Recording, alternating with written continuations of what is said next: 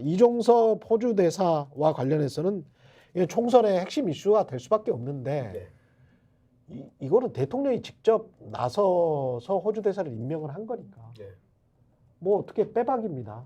어떻게 할 수가 없는 거죠. 그러니까 이제까지 이종섭과 관련해 가지고 수많은 기사와 그리고 수많은 제목을 봤는데 호주 대사, 도주 대사 이게 가장 잘 뽑힌 제목이었던 것 같아요. 도주 대사. 사실상 이 도주 과정에 있어서 공범자들을 우리는 찾아내야 된다. 지금은 그냥 도주 과정에서 공범자들이 누구예요? 법무부 장관, 외교부 장관이잖아요. 법무부 장관, 외교부 장관에 대해서 더불어민주당이 나는 지금이라도 당장 이 탄핵 들어가야 된다라고 이제 생각하는 사람입니다. 지금 저 폰도 새로운 폰을 주고 출국했고 이거는 완전히 기만을 한 거잖아요. 네. 그리고 사실 이게 MBC 보도가 아니었으면 밝혀지지도 않았어요. 다른 언론들은 모르고 있었고 MBC 보도가 지금 MBC 보도가 계속 이거를 따라가고 있기 때문에 그런 측면에서는 진짜 잘 키운 공영방송 하나가 그나마 역할을 하고 있는 거죠. 그러니까 잘 키운 방이 하나 열 해병 안 부럽다는 거예요.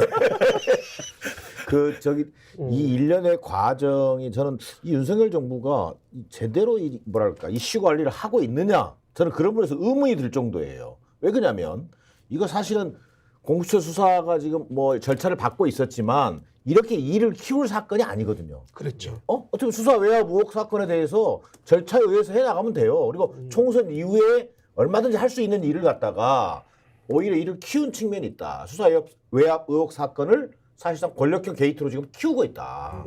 자, 앞서 뭐 여러 권력기관들이 지금 뭐 협조해서 그 도피극을 거의 이제 조연급으로 참여한 거 아니에요? 근데 결국은 이 도피극의 핵심이 누구예요? 결국 윤석열 대통령으로 지목이 될 거거든요. 결국은 어찌 보면 진상규명하고 처리했을 수 있는 사건 자체를 대통령이 개입된 권력형 게이트로 만든 것은 얘들이 지금 자업자득이다. 저는 이렇게 보여져요. 여기에서 이제 우리 토론 제목이 심층 분석이잖아요. 그렇죠. 근데 심층 분석을 한번 해보면 왜 그러면 도피 대사로 만들었을까, 도주 대사로 만들었을까 이 부분이거든요. 그렇죠. 자기들이 이제까지 검사하면서 검찰하면서 중요한 정치 이벤트나 정치적 시기에 정치 사건을 개입해서 여론의 분위기나 향배를 바꾸려고 해왔던 정치 개입 행위가 있었단 말이에요. 그리고 얘들은 그게 일상적이었단 말이에요. 그런데 갑자기 공수처에서 본격적으로 수사가 들어오니까 쟤들이 이번 선거에서 이종섭을 통해 가지고 야당에게 힘을 실어 주려나? 라고 오판하면서 도피를 시킨 거야. 이게 더 커질 줄 모르고 이게 이제 두 가지 문제입니다. 자기들이 했던 부분에 대한 그 습성에 의해서 먼저 겁을 먹었고 여기까지는 좋았어. 그러면 대응을 해야 되는데 대응하는 방식은 정무적 감각이 없으니까 더 키운 거야. 저는 이 상황이 전형적인 제 발등에 지 도끼로 찍기의 결과로 끝났다. 나는 이렇게 생각합니다. 이 전의 상황을 조금 복기를 해보면 한 2주 전까지는 민주당 공천 갈등 때문에 여론이 좀 안 좋았잖아요. 그리고 그때쯤 해서 제가 알기로는 대통령실이나 국힘에서 공유한 어떤 여론조사가 있었나 봐요. 근데 그게 155석이 나왔다는 거예요. 국민의힘이 비례까지 합해가지고.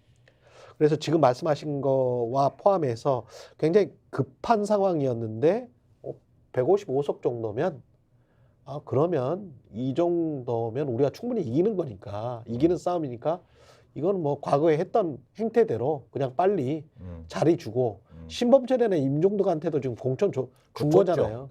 그래서 국회 국방위 가가지고 그 사람들이 자기 커버할 수 있도록 자기 보호를 할 수 있도록 그 자기 보호가 결국은 대통령 보호 아닙니까?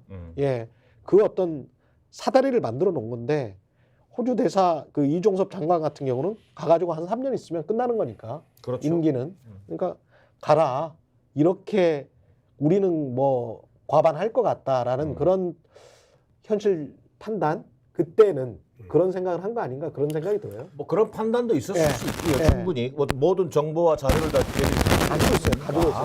그런 판단의 예. 근거를 삼았을 수 있겠죠. 예. 근데 또 하나 정무적으로 볼 때 이 고려했을 수 있다고 보여지는 게 뭐냐면요. 저는 뭐 신범철, 뭐 임종득 이런 사람들 공천을 통해서 후보가 됐죠. 근데 이 사람들보다 더 중요한 핵심 피의자가 이종섭이란 말이에요. 핵심 피의자가 이종섭이라는 얘기는 수사 외압 의혹의 몸통이 누구냐 했을 때 윤석열 대통령이다라고 했을 때 윤석열 대통령으로 가는 가장 길목에 서 있는 사람이 이종섭이란 말이에요. 그러니까 이 친구만은 이 이종섭 장관만은 빼내야 된다라고 하는 정말 말 그대로 동물적인 감각. 검찰하면서 그렇죠. 많이 해봤단 말이에요. 이 몸통으로 조여오는 이것을 막을 수 있는 가장 키가 누구냐? 결국 이종섭 장관이다. 여기는 호주로 빼, 도주시켜. 뭐 이런 저는 판단이 가미됐을 가능성이 있다 저는 이렇게 보여져요. 근데 그 골프든 박지원 전 국정원장이 자꾸 그런 이야기 하시잖아요. 골프든 정치든 선거든 고개만 쳐들면 진다. 장갑 벗어봐야 한다. 예. 근데 이게 고개 쳐든 거야.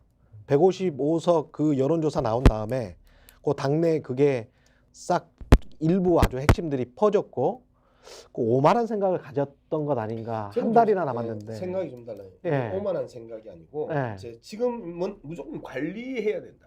관리. 변수가 등장하면 안 된다. 특히 돌발 변수가 등장하면 안 된다. 라고 생각했기 때문에 돌발 변수의 진원지를 공수처로 봤던 거예요. 그러니까 공수처가 세게 들어오네 라고 판단하면서 그러면 이 공수처에 끌려가는 이종섭 그리고 그 조사받으러 들어가는 이종섭을 빼줘야 된다. 그러니까 급하게 판단을 내리면서 윈설관의 개념으로 그치. 임기가 남은 호주 대사를 빼고 도주 대사를 넣은 거야. 이제 그런데 얘들이 얼마만큼 정무적 판단이 떨어지느냐 하면 바로 이 부분이에요. 도주를 시키면 문제가 해결이 되냐고. 모든 국민이 다 쳐다보고 있는데 호주 대사가 아니고 도주 대사라고 다 생각하고 있는데 도주를 시켜.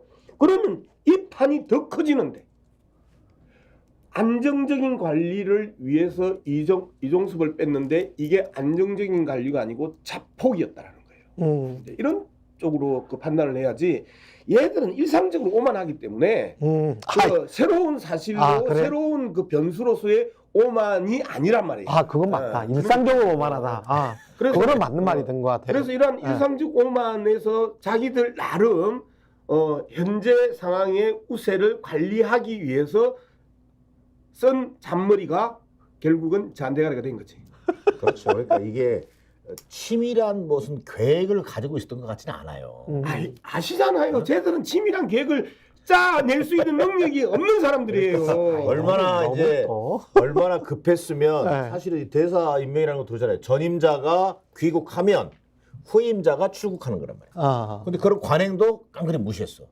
그다음에 실제 이 임명장이 된 게 4일이에요. 4일 날 임명하고 그다음에 7일 날 공수처에 간단히 형식적인 조사하고 그다음에 8일 날 법무부는 출국 금지 해제하고 뭐 출국은 10일 날 해버린단 말이에요. 그것도 제가 보니까 뭐 캔버라로 안 가고 브리즈번으로 가요. 그렇죠. 비행기표가 없었는지는 모르겠지만 그다음에 나가는데 얼마나 급했으면 그러냐.